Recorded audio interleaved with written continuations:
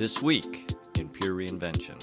The hard part is that you're never done. And when you think you've got something figured out and you put some things into place, you realize you have to disrupt it all over again. Episode 94, Monica Moser, President and Chief Executive Officer, Jackson Community Foundation. Engage, disrupt, adapt, repeat. You're listening to Pure Reinvention, the podcast for curious people. Welcome to this episode of Pure Reinvention, where we create space for the unexpected by inspiring a reinvention lifestyle. I'm here with our co-host, Mindy Bradishorta. For those of you who remember, Mindy did an awesome podcast for us. We invited her to become our co-host for the next few episodes. Welcome, Mindy. Thank you for having me. Mindy, we were so impressed with your podcast and the work that you're doing in Jackson County.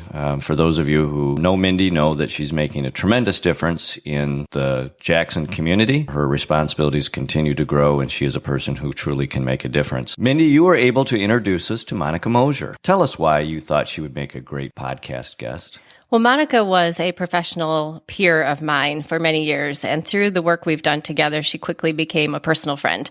I respect her a lot because she is always looking at innovative ways to not only change and improve her organization and herself, but our entire community. She has taken a lead on transforming the way we look at education in Jackson County, and she just has a mind that would be great for a podcast. As you can see, people who are interested in making a difference find other people who can make a difference as well. This week's episode is sponsored by MB Strategies. MB Strategies focuses on your success and provides you with sustainable results by identifying opportunities, guiding you through implementation, and navigating you to greater results. Contact MB Strategies today at mbstrategiesllc.com to start your reinvention journey.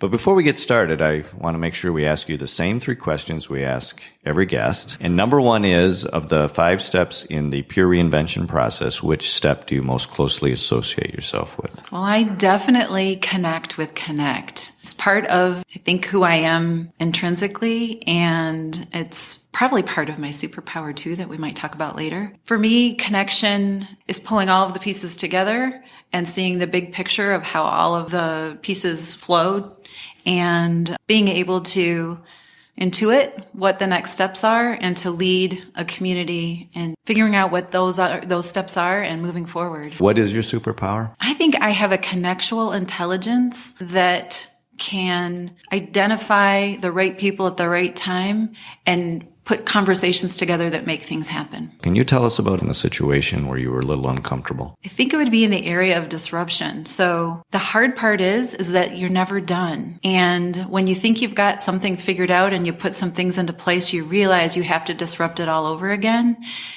And that almost feels taxing sometimes because you're never done. You've disrupted your own status quo. Yeah. And that can be unsettling and actually fatiguing. And you need to take some time out and garner your team together and say, okay, we tried this. It didn't work. It didn't stick to the wall. Let's try something different based on this data and be okay with that. Be okay with not everything will work and know up front that not everything will work. Monica, can you explain the Cradle to Career motto? Absolutely. So our community has adopted the collective impact model of systems change. And we, about 4 years ago, started what is now known as the Jackson County Cradle to Career Network. So it's a network of people from different sectors of the community, business, education, nonprofits, government, coming together, identifying the problem in education we'd like to solve, and then putting together action teams that actually work on strategies that help us change the system of education. So you had mentioned that one of your superpowers was the ability to connect, and it was almost intuitive, that it was like just already in me to be able to do this. Describe how, Monica, how you were able to understand that that was in you and how you've been able to bring that forward to actually use that intuitive understanding of yourself. I think it was just like you practice yoga. I think it's like practicing. You keep trying and think about it afterward and what could I have done better and work on that. And think it's a process. It was a process for me. I think it's also about understanding where your strengths and weaknesses are and finding that balance and finding people in your community that help bring those other parts that you're lacking. I think we're really good at that in Jackson. You had mentioned practicing to really get good at things that even if you intuitive are good at, you have to practice to make sure you get the results that you want. How do you find time in a busy day to practice those very basic skills? I think every day in every conversation, you're practicing how to connect people to other things that are going on, how to connect what you're learning to what's happening right now. I think the thing that we forget is that almost every conversation could potentially be a difficult conversation, and to be aware, to stop yourself from reacting and to really listen deeply, and to be able to ask good questions so that you understand fully what the issue is, and then be able to figure out what's next, how to either repair or heal or connect or whatever the next piece is. It's kind of like doing therapy. You made a comment that really has intrigued me, and that is one of the things you said was, I at times get uncomfortable because then I know I have to disrupt in order to get to the next level of movement. And it sometimes is exhausting. Explain how you're able to take a timeout as a way to get your team ready for that next disruption. Or perhaps it's a timeout. Maybe perhaps it's a rest. Yeah, I think it's both. I think it's a personal timeout. I'm an introvert by nature, so I know that I need to go home and recharge my batteries by doing something solitary. I do a lot of running and reading and walking and being with dogs. But also as a community timeout, sometimes there are really hard conversations, and we forget the good things that have happened along the way. We have to take moments where we actually celebrate. And I'm lucky because I travel throughout the United States talking about what we're doing in Jackson, and the people here in Jackson don't get to hear how envious everyone else is about what we've been able to accomplish. And that to me is how I recharge too, by telling that story over and over again to people in our community so that they can feel what it feels like to have that boost or that pat on the back or those accolades that we just don't give ourselves. You made a very interesting point in that sometimes people outside of our world see the dramatic work that we've done, and sometimes those inside of our world don't see it quite so well. So how do you make sure even the people closest to this energy really feel and are appreciated for their reinventive thought? I think we could do a much better job of that, because when you're doing this work, you realize that the horizon is so far out, and that you've made a commitment to do this work together in the community, at least in what we're doing with education, that there often isn't a stopping point ever. And that exhaustion does come, but at the same time, I think we also can look back and say, look where we started though. Absolutely. That looking in the rearview mirror and saying, wow, remember that day when we met and we didn't have any of this organized at all? And now look at the things that we've accomplished. It's really important to do that. So as you coached the people who are listening to this podcast on how important it is to celebrate your accomplishments that you have done as you're continuing to reload for the what's next, what's your advice to those individuals, those new individuals who are really gung-ho about going forward, yet you're saying you do take the time to celebrate where you've been? Well, now I'm going to have to probably admit I need to take my own advice, because as we're talking about this, I'm thinking we should probably integrate this right into a part of our agenda where we do celebrate at every meeting something. You're talking about like at a board meeting? A board meeting or a community meeting or an action team meeting when we're actually talking about something really specific around a strategy. Sure. To really stop and take some time at every meeting to do that. Because if you don't, 2 years have gone by and you forget what happened or the feeling that it felt like when you accomplished something or your data shifted. No, I think that's exactly right. And I think those of us that are maybe paid to do reinvention work maybe get fueled in a different way than the volunteers who need to maybe understand that their currency why they continue to stay involved is maybe for a different reason than for those who may be on paid staff. But that I'm very curious to understand, certainly from you as a key leader in this community, how you see the value of that, connecting some of the past as you jump forward. So instead of just connecting forward, we're using the launch to look where we've been to look to where we're going. It's like watching your children grow. When people come to visit, they're like, wow, he grew 3 inches. And you're like, really?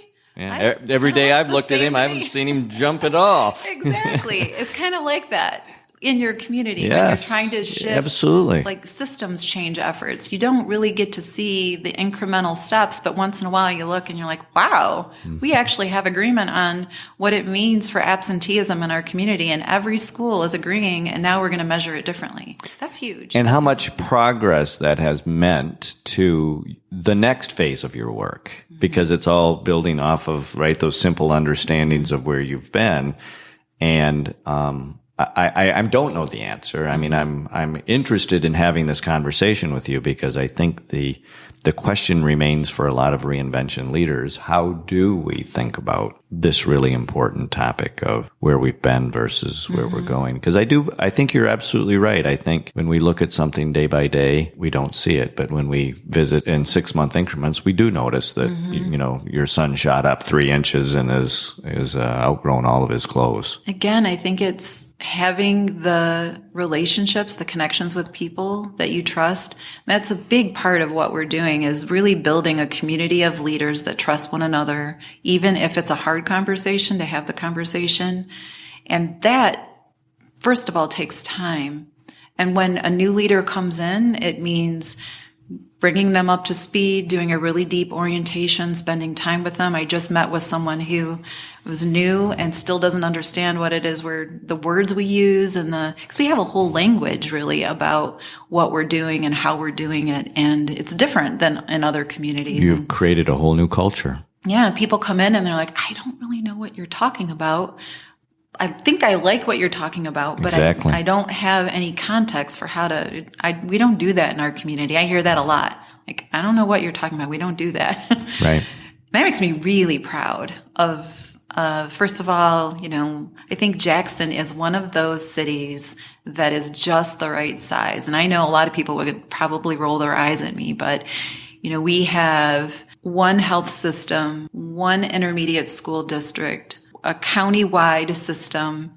We have one community foundation, one United Way, one chamber. Like, we are the perfect petri dish to try and test things, to change things, because we're not too big, but we're not too small either. That to me is really exciting, that enough of the right people are in the right seats that have the skills that we can actually get some things done that might take other communities years and years, decades even, to get done. And that's exciting. What's exciting for me is to hear a key leader talking about words like test and try. And I want you to spend a few minutes and just talk about the importance of test and try. I think test and try means you have to agree up front that it's okay to fail.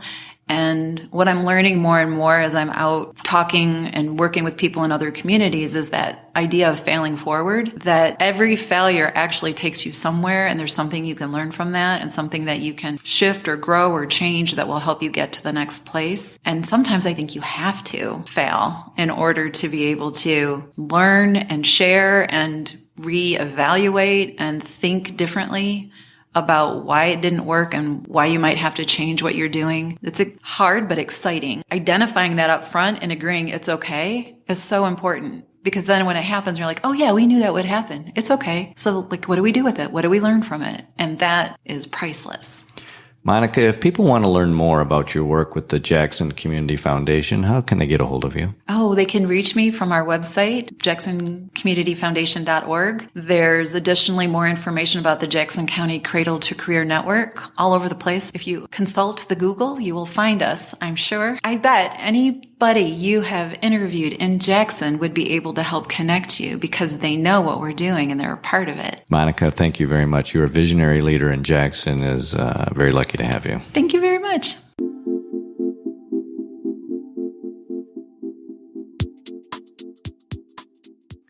So much to pull out of this podcast, Mindy. Yes, I found so many things enlightening, and I particularly liked how she constantly referred to things being taxing and then yoga, and that it feels like therapy and you have to watch your kids grow. You can really tell that she has this deep connection to this work.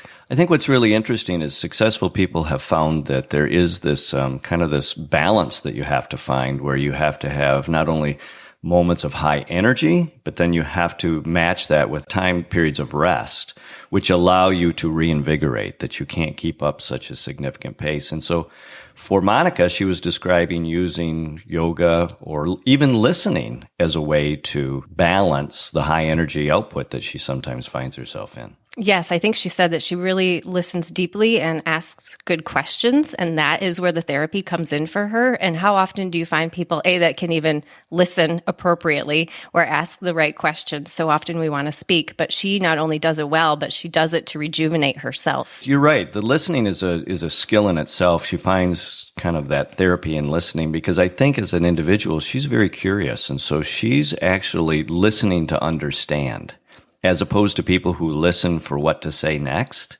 I honestly believe that Monica is listening to understand, which then allows you to be much more effective once you move to the next step.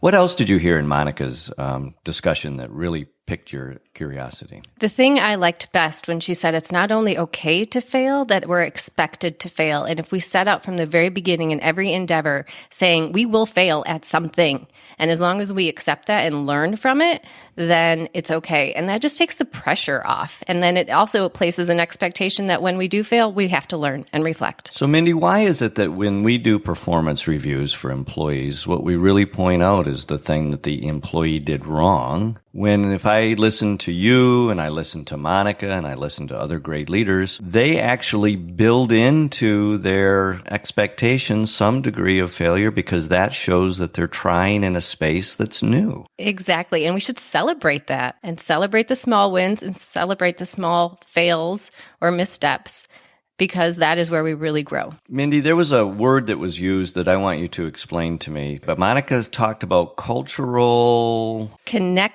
intelligence. Connectual intelligence. Tell me what that means. I don't know. I didn't even know if it was a real word, but I like it. So, and what is it? What is it? So what is the message that it sends to you? Monica said that she can intuit next steps, and she has this connectual intelligence to people and to ideas, and that is rare, I have to say, and that not only she has it, but that she honors it and uses it to improve herself in our community. So connectual intelligence, bringing people together in uncomfortable spaces, having uncomfortable dialogue to achieve a better vision. Now you're explaining that Monica has this intuitive ability to connect these things together and that it's rare. Don't you think, Mindy, that leaders should try to listen to their intuition a little more, to pull in that connectual energy that you're talking about? Absolutely. And maybe Monica is good at that because she said she takes time for herself and time to reflect. And knowing her personally, she said she reads books. Well, she does, but they're all professional development and personal development books. So she's, even when she's relaxing and rejuvenating, she's learning and reflecting and working on that intuition and taking time to feel it, respect it, and then honor it. I don't know how you feel about this, Mindy, but I think that we all have the ability or the opportunity to connect to that inner voice. I think sometimes not all of us respect it, like you just described. And I think as leaders, there is a great opportunity to not only listen to that inner voice, but encourage it and let it drive some of what the next step opportunities are within your business, because many of the things that we're looking for, we know are inside the business or inside the person yet to come out. Yes, and it's like yoga, she said, right? We have to practice. It's a muscle. It has to be built, and you have to work at it, and you have to exercise it. And honoring that will bring us all much further. So if you're ready for a change, make it a change that lasts. Make it pure reinvention. Thanks for listening to this episode of Pure Reinvention. Keep the conversation going and get alerts when new podcasts are up by following us on Twitter @Pure Reinvention or sign up for our mailing list at purereinvention.com.